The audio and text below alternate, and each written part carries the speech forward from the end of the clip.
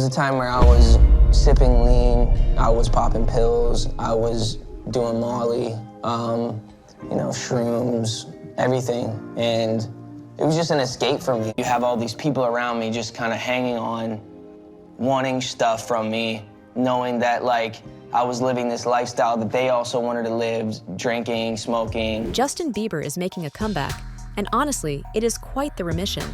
I don't have legal guardianship of him, but for the next 48 hours, he's with me. So, and we gonna go full crazy.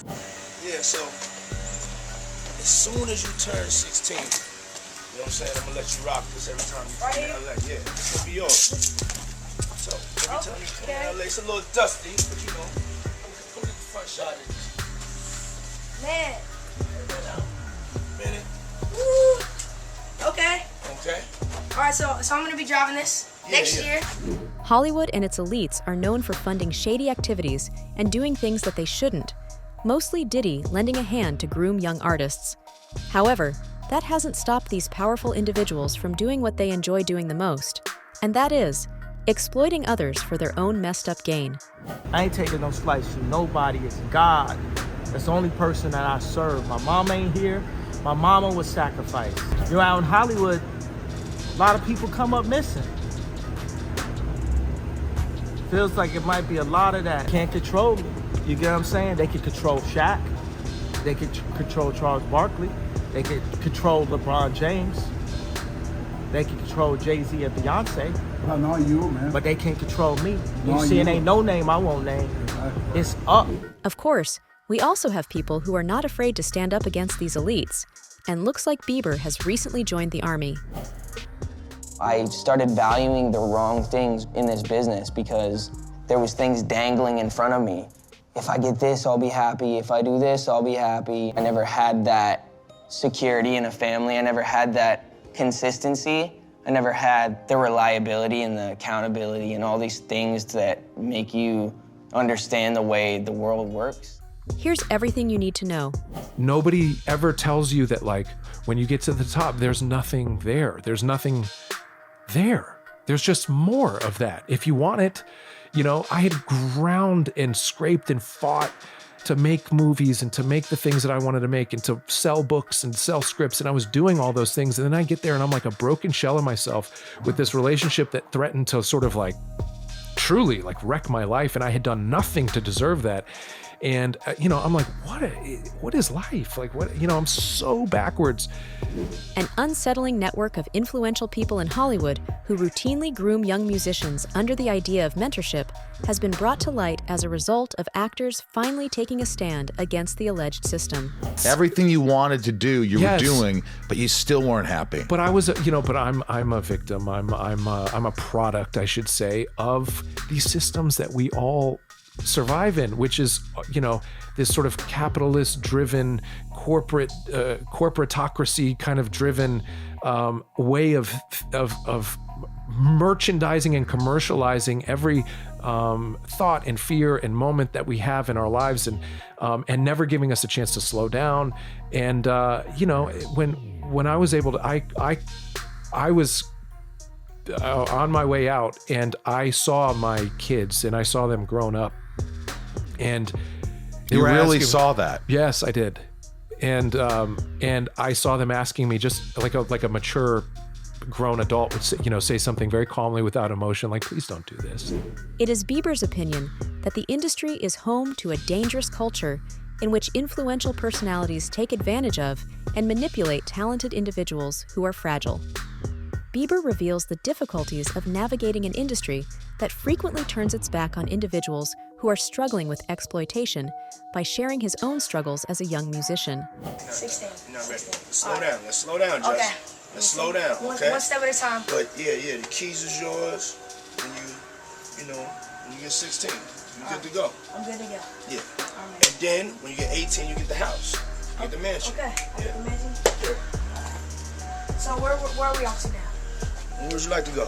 I mean, wherever you want to go. Where are we going? So check this out, yo. Justin, you ever seen the movie 48 Hours? Right now, he's having 48 hours with Diddy, him and his boy. they're having the times of their lives, like you know, where we hanging out and what we doing. We can't really disclose, but it's definitely a 15-year-old's dream. And even though the entertainment industry has a tendency to conceal those who commit abuse, he stresses the importance of protecting young artists from the widespread abuse that occurs inside the industry. It was hard for me being that young and being in the industry and not knowing where to turn, and everyone, you know, telling me they love me and, you know, just turn their back on you in a second. But yeah, just protecting those moments, because people take for granted encounters. And by committing to speak out against the concerns of grooming and exploitation done by Diddy, Justin Bieber has recently distinguished himself from other artists. What's up, man? You good? I'm good. How are you? All right, young brother, everything's good? Everything's Selling great. out arenas and everything? Yeah. Starting to act different, huh? You ain't been calling me and hanging out the way we used to hang out. Well, I mean, you try to get in contact with me, you know, through all my, partners and whatnot. But you never really got my number, so. Right, okay. My number? Yeah. I'm gonna tell you my number. Yeah. It's 555. Yes. Okay. 5555. Okay. Meanwhile, Jaguar Wright has made bombshell disclosures, asserting that Clive Davis, Diddy's mentor, may have introduced him to the Illuminati through cryptic, mysterious activities that are only known to the elite of Hollywood. Take a look. We gonna get you and your little dog, too. And congratulations, young man. Run as fast as Cassie did. But when you think about Kim, I was thinking to myself the other day, Uptown Records started with 5 people. Andre Harrell, I'll Be Sure, Heavy D, and Puffy. And Kim was the longest working employee because she was there from the very beginning. She was Andre's personal assistant. Kim is dead. Heavy D is dead. Andre Harrell is dead. The only 2 left are Puffy and Al almost died. Isn't that interesting? That is interesting. Heavy D was found dead, face down in the heart attack. Andre Harrell, heart attack. Kim died from pneumonia, but there's the first coroner's report that said that she died.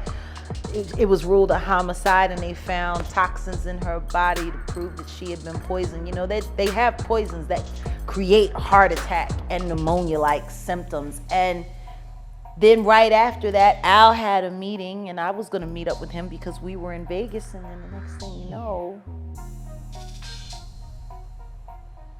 you wanna know what they all had in common though? The survivors and the late of Uptown Records, they were all writing tell-all books. He said, the objective of Bad Boy is to kill talent. We don't want talented as a bad boy. Talented motherfuckers think they gotta say. Oh, a talented motherfucker will tell you, I'm gonna turn in my album when I feel like it. He said, but see, if we get people with no talent, and then we make them look like stars, see, we have total control. Because without us, they can't be the shit. He said, that's how we're gonna run this label, and we're gonna run these motherfuckers into the ground, and I'm gonna make all of you rich. And that was his pep talk at the Kit Kat Club in 1996 to his interns, who are now mostly, executives at Bad Boy. Not only that, the emergence of Diddy has been accompanied by a multitude of allegations, including allegations of abuse of his ex-girlfriends, real sound clip trafficking young men, and murdering his friends. Yet, he appears to be unaffected by these allegations. He was doing shit to people that he never thought that it would come back at him. Now, if he never did anything to those girls, if those girls was lying, then he would have never settled out. It was a girl that came out, Cam, 2.5 years before Cassie came out, and went on a major platform and told him how he was kicking her, beating her, and made her get rid of 2 kids. A girl named Gina came out on a major platform that he was dating, that she had texts from Cassie, and her and Cassie was texting each other back and forth, and Cassie was saying, I don't hate you, I know how he is, and they was talking about each other and talking to each other.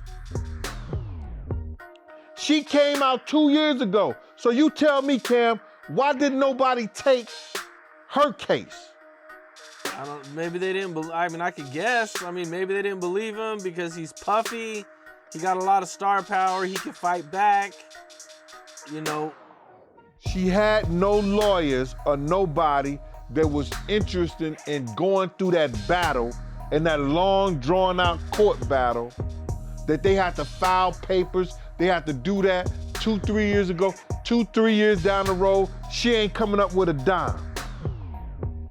Cassie had the lawyers and the people who put the money behind the lawyers to make sure that her case was clam tight. Currently, Wright claims that Clive Davis was a significant contributor to the fact that Diddy was protected from major investigations and charges brought against him, including Whitney Houston's murder. It's strictly for the purposes of financial gain for those who have access to her estate, including Clive Davis. Including Clive Davis. This ain't a film to celebrate Whitney Houston. This is a film to, pay the piper. He was the one trying to bring her back, though, at the time of prior to her death, right? He needed her back. Oh, yeah. He needed her back, but he needed her back and under his control. There is a strong correlation between Diddy's extensive connections, particularly with Clive Davis, and his seeming immunity, according to Wright's theory. I cannot take anything away from where he has been extremely effective. Yes. He knows pop culture. Matter of fact, he probably knows pop culture better than he knows music. I never felt like he had a lot of talent in music. Is that fair for me to say? Nobody really cares about him rapping. Right. I didn't know why he did that, but then again, why not do it? They're listening to all these other artists that you're putting out. Why not be one too and get that extra check? If people are buying into your brand, why not take it all the way? I'm not hating on him for getting money. Me either. I'm just hating on the way he got it. And I'm hating on the overall effect of what it's done to not only the artist on his label, the artist that got shelved, the artist that got dropped. Not only that, but what he did to culture. In her allegations and Bieber's belief system, they suggest that Diddy may have paid a severe price for his wealth and position, which may have included providing services to higher-ups and exploiting important male celebrities, among other things. There are certain people that hang out with certain groups of people, and you see them. They're in pictures, they're on the red carpet, they're around. But then things start popping off, you don't see those people. They're not in those pictures. They're not on the red carpet. They're nowhere around. So where the hell were they? They're at every other party. They're in every other picture. They're standing by you everywhere else except for when this person went missing or this person got shot. The art of misdirection is a skill that most record executives use. So considering that the public has absolutely no idea what's happening behind the curtain or behind the velvet rope, it gives them a great advantage to paint whatever story they want to paint. Not to mention, according to Wright, the lawsuit that Cassie filed against Diddy, in which she accused him of unspecified crimes, lends fuel to Wright's claims and raises doubts about Diddy's alleged involvement in illegal operations, particularly in relation to the trafficking of individuals inside the entertainment industry. He get the sex trafficking because he took her to different states and had her perform sex acts with different, male prostitutes and different people, sometimes against her will. We look at this and we said, well, that was his girl and she did it on her own. She didn't have to. Man, you can't say that. That was a 19-year-old girl that what they call now groomed by an older man. And yes, she got some of the benefits of being with a billionaire, millionaire, and everything like that. But it's just certain things that he did to groom her and put her into that position that she wanted the career, she wanted to do the music, she wanted to be a performer and all this stuff like that. He held all that shit over her head, bro. And now that she came out and telling everybody her story and what happened to her, people are finding fault in her. People are saying that she ain't right for putting a lawsuit against him, but she earned every bit of that, bruh.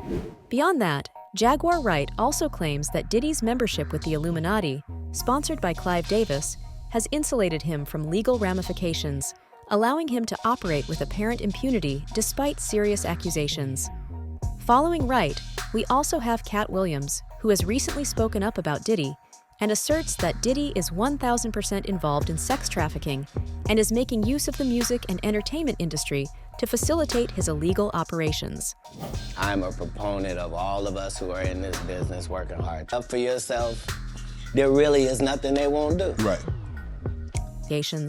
Fans are currently left to speculate about the depth of Diddy's relationships and the possible shadowy side of his success.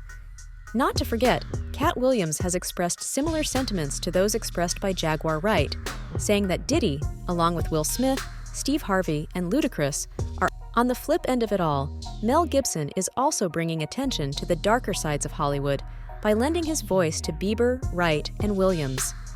You see, if you don't already know, following the premiere of Sound of Freedom, a film that Gibson actively supports, interest in a 1998 interview in which he criticized the evils of Hollywood has grown. And although Gibson doesn't specifically link his comments in the interview to the subjects of the film's controversial release and emphasis on combating child sex trafficking in Hollywood have generated internet debates. I think it is moving forward. I think that light has definitely been shone into the dark regions, and it's painful, but it's a necessary thing for change. So there you go. Do you agree, John? Yeah, you can't help. It's an incredibly difficult thing to talk about in the context of a comedy interview. Yeah. Because there's very little that's comic about it. Yeah. You're seeing lives destroyed, but you're also seeing lives that have been deeply troubled for years, and it's kind of a tragic healing process. It's a big upheaval. I mean, I've never seen Hollywood quite so shaken by anything. According to those close to him, Gibson has been pushing Sound of Freedom on social media and in his inner circles. Meanwhile, Elijah Schaffer, a podcast presenter and movie producer, has also made the connections, putting out a hypothesis that suggests a connection between Gibson's 1998 interview and the subjects covered in Sound of Freedom. Now, in a since-deleted interview, Gibson talked about how he had weird, paranoid suspicions when he first came to Hollywood, and how he eventually found out that some of his darkest concerns about the entertainment industry were true. In a tweet, Schaffer also intensified Gibson's cautions about the entertainment business, claiming that Gibson predicted Hollywood's backlash against him and even made reference to performers as actual demons. For now, we are not sure how true the claims we are hearing are, but if renowned names like Williams, Jaguar Wright, Justin Bieber, and Mel Gibson are themselves joining hands, then who are we to second guess, right? That's all for today. Do you think there will be more voices joining in against the dark forces of Hollywood? Let us know in the comments below. For more updates, hit the bell icon.